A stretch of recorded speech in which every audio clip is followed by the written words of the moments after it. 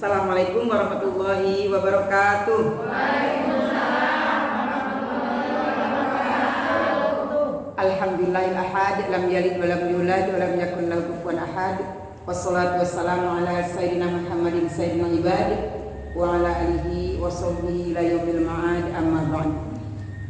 Yang kita hormati seluruh pengurus Izzatin Nisa dan seluruh pengurus DKM Al-Mubarakah, para jamaah sekalian yang dirahmati oleh Allah Subhanahu wa taala.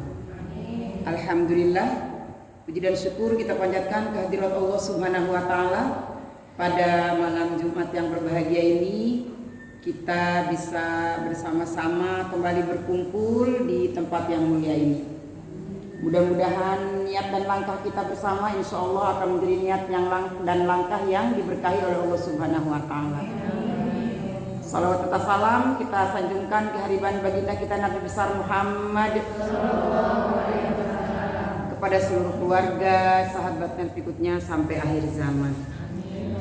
Allahumma sholli ala sayyidina Muhammadin sholatan analu biha ziyarata syarafika Makkah wa ziyarata syarafihil Madinah. Allahumma sholli ala sayyidina Muhammadin tibbil qulubi wa dawaiha wa afiyatil abdani wa shifaiha wa nuril absari wa diyaiha wa ala alihi wa sahbihi wa sallam. Allahumma rabban nas adhibil ba'sa isfina isfina isfina isfina anta syafi la syifa illa syifauka syifaan la yughadiru saqama. Pertama-tama yang dibangun oleh Rasulullah SAW pada waktu hijrahnya ke Madinah itu apa, Bu? Masjid. Masjid apa? Kalau kita lagi city tour waktu umroh itu di Madinah masjid apa? Kuba, ya. Jadi masjidnya dulu dibangun. Memang kalau kita sekarang misalnya mau bikin perumahan atau mau bikin apapun, itu idealnya emang yang pertama dibangun adalah masjid. Apa sih makna masjid? Masjid itu tempat apa? Sujud. Sujud itu bukan cuma sekedar sujud meletakkan kening di lantai, bukan. Tetapi sujud itu adalah wujud ketaatan kita, wujud kepatuhan kita kepada Allah Subhanahu wa taala. Landasan segala apapun buat umat Islam, pengen sukses, pengen hebat, pengen apapun, harus dikuatkan dulu dengan spiritualnya. Harus dikuatkan dulu ketaatannya kepada Allah. Baru yang lain-lain nanti akan bisa kuat juga, bisa hebat juga. Kalau landasan spiritualnya, landasan ketaatannya kepada Allah yang disimbolkan dengan sujud tidak kuat, pasti ke atasnya juga akan tidak kuat. Nomor dua. Apa yang dibina oleh Rasul? Ukhuwah. Enggak akan ada artinya umat Islam tanpa ukhuwah. Enggak akan ada artinya. Enggak punya kekuatan apa-apa. Malam ini ngajinya serius amat ya, udah dingin di luar ya. Terus ibunya ngantuk gitu ya. Udah dingin pakai AC pula, udah ngantuk gitu ya. Iya. Bu, ukhuwah, persaudaraan. Karena cuma dengan persaudaraan itu kita bisa melakukan apapun. Ibu ya, kita bisa melakukan apapun. Dengan persaudaraan yang sulit jadi mudah, yang nggak mungkin menjadi mungkin. Islamlah agama yang sangat menekankan persaudaraan. Al-jama'atu rahmatun. Al-jama'atu rahmatun. Berjamaah itu rahmat. Makanya di Islam ada sholat berjamaah.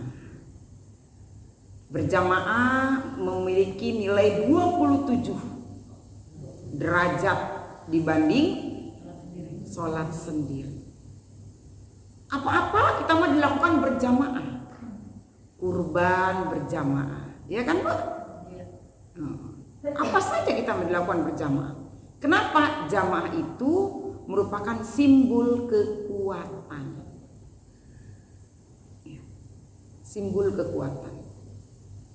Tadi masjid sebagai lambang tempat di mana jamaah itu berkumpul. Dari masjid dikendalikanlah jamaah-jamaah itu untuk menjadi pribadi-pribadi yang bisa menebar kebaikan. Sosial, budaya diatur semuanya. Ya, dari masjid. Strategi-strategi memajukan perekonomian umat diatur semuanya dari masjid. Makanya kalau lihat masjid-masjid orang mah, Bu, suka ada ruangan tata usaha, ruangan bendahara, ruangan perpustakaan, ruangan koperasi, ruangan ini banyak ya Bu ya. Karena semuanya sumbernya itu di masjid. Bener nggak Bu? Ruangan kewanitaan ya ada. Semua diatur dari masjid itu. Tapi banyak di antara kita yang masih pikiran zaman Londo. Zaman Londo waktu dijajah dulu. Para penjajah dulu memisahkan antara masjid dan pasar. Memisahkan antara urusan dunia dan urusan akhirat. Ibu-ibu mah nggak usah ngurusin ekonomi ya. Nggak usah ngurusin politik ya. Udah ngaji aja dikir aja dikir. Hataman Quran aja ya. Hataman Quran aja yang banyak bolak-balik hataman ya Bu ya. Nggak usah ngurusin politik ada yang ngurusin, ekonomi ada yang ngurusin, budaya ada yang ngurusin, pasar ada yang ngurusin. Udah itu mah ada pakar-pakarnya. Udah ibu-ibu mah itu ngaji aja ya, ngaji aja udah hatam. Udah berapa kali hatam? Oh udah 27 kali, bagus, sampai 50 kali hatam aja hatam. Udah nggak usah, kalau di sini tuh nggak usah kalau di tempat pengajian itu jangan ngebahas urusan ekonomi, jangan. Ngapain itu Bunda Ella sekarang ngomongnya dunia, duit, apa gitu. Gak usah ngurusin begitu kalau pengajian. Pengajian itu ngurusinnya wudu, kunut, witir, taraweh kan gitu aja urusannya. Udah gak usah ngurusin yang itu. Udah. Pernah dengar gak orang ngomong kayak begitu? Banyak kan? Emang kita didoktrinnya seperti itu. Akhirnya memang kita tidak paham. Ini kenapa ini? Akhirnya kita memang ngendon aja, kita menzikir aja. Kita nggak tahu sekarang stok beras di pasar udah kosong. Kita nggak ngerti harga ini udah naik. Kita nggak ngerti. Gitu. Iya Bu. Umat Islam dipisahkan hidupnya dunia dan akhirat. Seolah-olah dunia itu satu sisi yang berbeda, akhirat itu sisi lain yang akhirat itu sisi lain. Seolah-olah tidak ada kaitannya antara dunia dan akhirat. Gitu kan? Seolah-olah tidak ada hubungannya dunia dan akhirat. Padahal ad-dunya mazra'atul akhirah. Dunia itu kebunnya akhirat. Dunia itu adalah perniagaan yang akan dibawa mati. Kalau di dunianya kita nggak cari buat akhirat, kita bisa bawa amal nggak pulang ke akhirat? Enggak kan? Makanya untuk urusan ketiga yang Rasul kontrol apa? Pasar. Waktu waktu itu pasar dikuasai oleh orang-orang kafir. Wah, kata Rasul, gimana nih? Akhirnya Rasul manggil sahabat-sahabatnya. Waktu itu dibicarakan bagaimana nih pasar supaya dikuasai oleh umat Islam. Akhirnya ada beberapa sahabat yang membeli pasar itu. Akhirnya pasar itu dikendalikan oleh umat Islam. Maka turun hal itu karena ayat yang turun kalau tidak salah aqimus shalah wa atuz zakah. Itu ada kaitannya itu. Aqimus shalah wa atuz zakah. Dirikan sholat, keluarkan zakat. Bu, dibalik aqimus shalah wa atuz zakah, dibalik wa atuz zakah. Kamu lama-lama ya bikin ini aja nih. Dibalik aqimus shalah wa atuz zakah, tegakkan sholat makan mudah, nggak usah pakai modal ya Bu ya. Ya modalnya ada sih, beli mukena, beli sejadah dan lain sebagainya. Tapi wa atuz zakah, di balik perintah wa atuz zakah, sebetulnya apa yang Allah inginkan dari kita? Bu, saya ingin kita membuka pemikiran nih. Di balik wa atuz zakah, sebetulnya Allah inginkan dari kita apa? Kita jadi orang kaya. Benar nggak? Bisa nggak kita mengeluarkan zakat? Emang yang ngeluarin zakat itu siapa? Orang yang punya duit kan? Kalau yang nggak punya duit, mustahil. Jadi maksudnya ayat aqimus shalah wa atuz zakah itu Allah menginginkan kepada kita agar piring kita penuh. Kalau piring kita kosong, mana mungkin kita bisa ngasih makan sama orang, benar? Jadi bagaimana dengan pemikiran suatu golongan yang mengatakan nggak usah cari dunia, dunia itu nggak dibawa mati, jungkir balik lu nyari duit kagak dibawa mati duit. Hei, semua perniagaan bisa dibawa mati.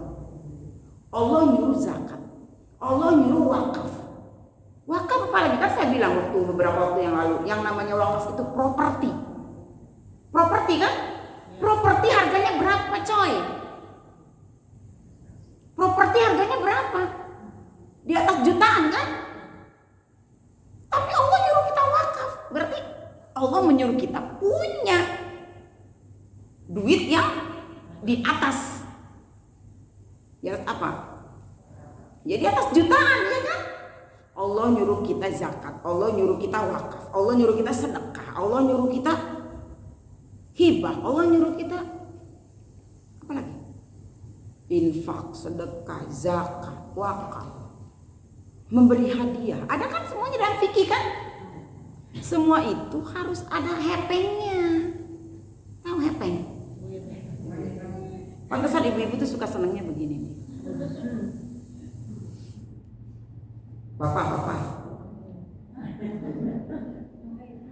Si bapaknya gini, kata mamanya, Papa malam Jumat. Ih mama so sweet. Papanya gini lagi, padahal mamanya mah gini-gini tuh minta duit. Ya kan? Kalau kalau si papa maksudnya gini itu apa? Lope-lope. Gini kan? Sarangnya. Justru kita yang harus mencontohkan kalau pasar itu tempat amal, bukan tempat setan. Kalau yang mengatakan pasar itu tempat setan, ya mungkin memang karena dianya yang berlaku setan, ya kan? Perbuatan curang dan lain sebagainya. Tapi kalau pasar dikendalikan oleh orang yang beriman, insya Allah akan jadi ladang amal. Seperti itu, ya Bu ya. Nah, jadi untuk hal perekonomian kita harus melek mata, kita harus membuka mata. Karena sesungguhnya memang 9 dari 10 pintu rezeki itu adanya di dalam bisnis. Rasulullah dari umur 25 tahun ya Bu ya, yang intinya gitu, walaupun sebelumnya juga Rasul udah ikut dagang ke sana sini ya. 25 tahun udah mulai udah eksis. Sampai umur 40 tahun. Setelah Rasul jadi nabi, baru Rasul tidak bisnis lagi. Kita kadang aneh membaca sejarah Rasulullah itu yang miskin gitu. Ya kan? Rasulullah pernah tidur di pelepah kurma. Dicari dulu itu dasarnya karena apa Rasulullah tidur di atas pelepah kurma, kan gitu ya. Oh, karena Rasulullah ada satu hal supaya dia cepat bangun. Kalau tidurnya enak susah bangun, ada sesuatu. Akhirnya kita untuk mencari pembenaran diri, aduh kita mah jangan tidur tempat tidur yang nyaman gini lah. Rasulullah juga dulu tidurnya di pelepah kurma. Akhirnya kita nggak mau nyari duit, nggak mau apa. Akhirnya selamanya kita menjadi al-yadus sufla, menjadi tangan yang di bawah. Harusnya jadi tangan yang di atas. Lihat mas kawin Rasulullah sama Siti Khadijah, iya kan? Rasulullah pernah berkurban 1 ekor kambing, juga 10 ekor unta, juga sekian ratus ekor unta, yang 60 ekor kalau tidak salah dipotong sendiri oleh Rasul. Nah kita ngeyel, sekeluarga mintanya 1 ekor kambing aja. Jadi kurban Rasulullah itu ada kelas ekonomi untuk mencontohkan. Ada kelas, kalau di atas ekonomi apa? Kelas bisnis. Ada yang kelas eksekutif, atasnya lagi kali ya. Seperti itu. Oh. Nah kita jangan mencontoh yang standar bawahnya, contoh yang standar atasnya. Begitu Bu. Ya, jadi supaya semangat kitanya. Kan nggak salah juga kita cari, bukan nggak salah, emang dianjurkan i'mali dunia kakak anak kata isu abada wa mali akhiratika ka anak kata mutu goda. Berjuang kamu jungkir balik cari dunia seolah-olah kamu akan hidup di dunia selamanya. Cari duit berkarung-karung seolah-olah kita akan hidup selamanya. Tapi berjuang untuk akhiratmu seakan-akan kamu akan mati besok. Kan seimbang kan? Coba seimbang nggak? Kaitkan lagi dengan Rabbana atina fid dunya hasanah wa fil akhirati hasanah wa qina adzabannar. Kita selalu berdoa begitu. Itu doa yang tidak pernah ketinggalan kan, Bu? Rabbana atina fid dunya hasanah Rabbana atina fid dunya hasanah wa fil akhirati hasanah wa qina adzabannar. Ya Rabbana berikanlah bahagia di dunia dan hindarkan dari azab api neraka yang panas. Rabbana atina fid dunya hasanah wa fil akhirati hasanah wa qina adzabannar wa qina adzabannar. Timbang Rabbana atina fid dunya hasanah, ya Allah berikanlah kami kebaikan di dunia, berikanlah kami kebaikan di akhirat, dan hindarkan kami daripada azab api neraka. Kebaikan di dunia ya kita ini baiklah, baik secara materi, baik secara penafkahan, baik secara kehidupan, baik secara kesehatan, baik lingkungan, baik pergaulan, baik pendidikan, baik gizi, iya kan? Masuk akal nggak Bu? Iya. Sebelum kita diajarkan fil wa fil akhirati hasanah, kita diajarkannya dunia dulu Bu. Ibu nggak jualan hari ini? Enggak lah Bun, kenapa? Dunia mulu, saya mau mikirin akhirat sekarang. Pernah dengar nggak orang kayak gitu? Saya mau mikirin akhirat sekarang. What? Mikirin akhirat? Mikirin akhirat itu di mana?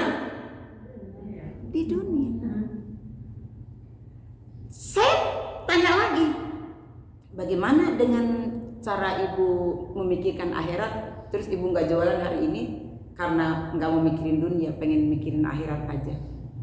Bagaimana caranya? Iya, saya sekarang pengen ngaji aja bun, pengen ibadah aja bun, pengen sholat aja. Nah, makin menyempit kan pemahaman dia tentang agama.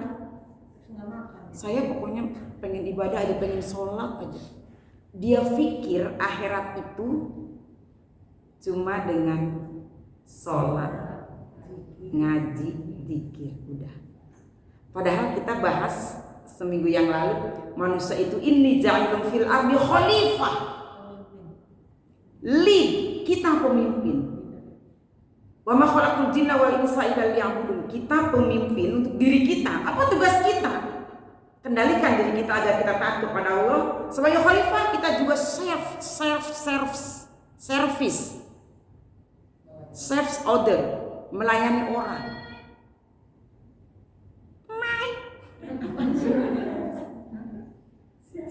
Apa sih bahasa Inggris? Saya orang Sunda susah. Serve, melayani yang lain. Apa artinya? Meluaskan manfaat. Itu pakai modal, Bu. Benar nggak? Pakai modal. Jadi tadi yang bilang, saya sekarang udah nggak jualan bun, mungkin saya mau ibadah aja.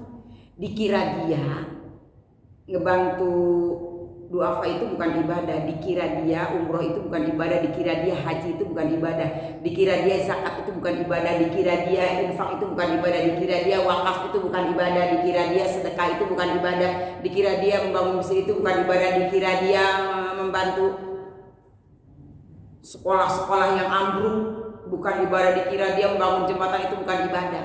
Nah, terbuka nggak sekarang pikirannya?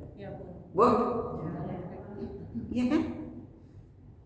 Justru dagang yang kenceng biar ibadahnya bertambah luas. Kan gitu. Ternyata kita nggak cuma harus bisa nyekolahin anak, tapi bisa menyekolahkan orang lain. Nggak cuma bisa makan, tapi bisa memberi makan. Ternyata prinsip mereka tuh begitu, Bu.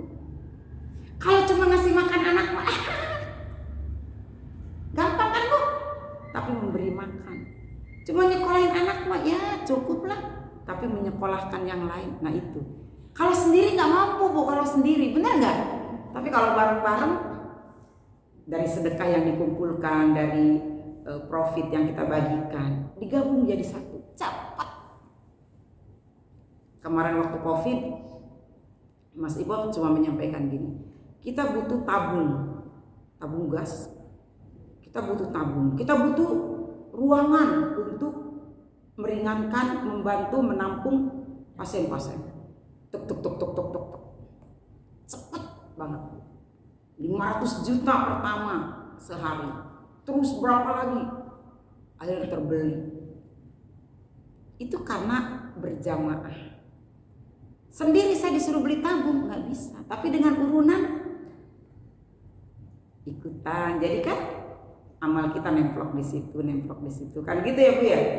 Itu makanya kita, nah ibu-ibu bangga lah, ibu-ibu yang mompreneur yang suka jualan di rumah, nggak apa-apa ya, semangat aja. Yang suka bisnis di luar, kerja apa saja nggak apa-apa.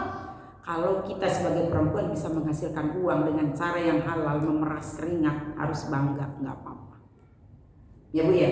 Walaupun sebenarnya kita itu tulang rusuk, bukan tulang punggung. Tapi kalau perekonomian keluarga kita tidak kuat, kita harus menopang. Masa kita diam aja? Benar nggak? Ya kan waktu itu kita udah jelasin, Siti siapa? Ibunya Nabi Ismail. Siti Hajar sa'i, lari-lari antara Safa dan Marwah, nyari apa? Nyari air. Untuk siapa? Ismail, untuk menyelamatkan kehidupan anaknya. Kan gitu kan? Nah kita ibu-ibu, ayo. Kenapa deh? Pegal. Oh dingin. Kayak gitu. Ya, Bu? Nah, jadi nggak usah malu, nggak usah gengsi. Apa aja sekarang Yang penting ikhtiarnya. Aduh mau jualan cilok takut nggak laku, ya nggak laku. Udah. Nih itu ada dua yang sudah ditaruh di mindset. Aku mau jualan cilok tapi takut nggak laku. Jadi di mindsetnya ada dua, takut dan nggak laku.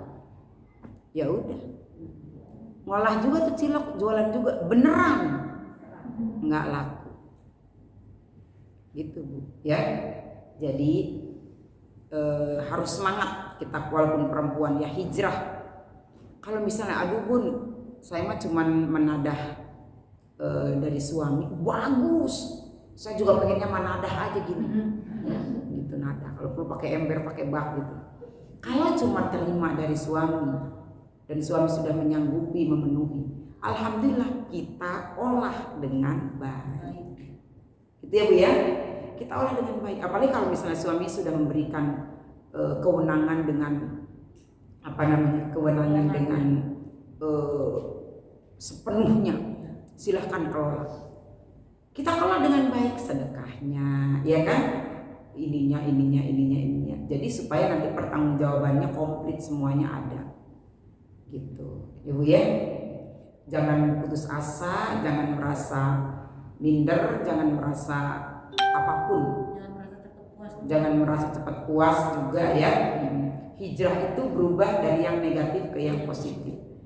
Jadi apa yang saya sampaikan tadi, misalnya, kok buat diri saya, kata ibu misal di sini ada yang saya mau pedagang bukan, nada dari suami enggak, oh berarti nyari sendiri bagus.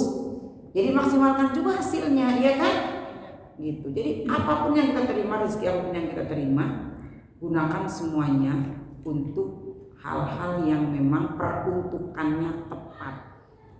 Jangan lupa ambil skala prioritas. Zaman sekarang kalau nggak ngambil skala prioritas, kita kececer-cecer Bu. Ya Bu ya, apa dulu nih yang mesti didahulukan? Makanya pembukuan itu penting, catatan itu penting. Ya, semua harus ada catatannya. Oh ini dulu nih, ini dulu. Karena kalau cuma ditaruh di sini aja, kadang-kadang bingung. Oh iya, harusnya kan hari ini saya bayar ini ya. Kenapa bayar itu dulu? Padahal itu mah tuh jatuh temponya ntar tanggal 23. Iya. Kan? Akhirnya kan jadi kacau. Ya Bu. Itu saja mungkin Bu yang bisa saya sampaikan, mudah-mudahan bermanfaat. Terima kasih atas segala perhatian. Mohon maaf atas segala kekeliruan. Assalamualaikum warahmatullahi wabarakatuh.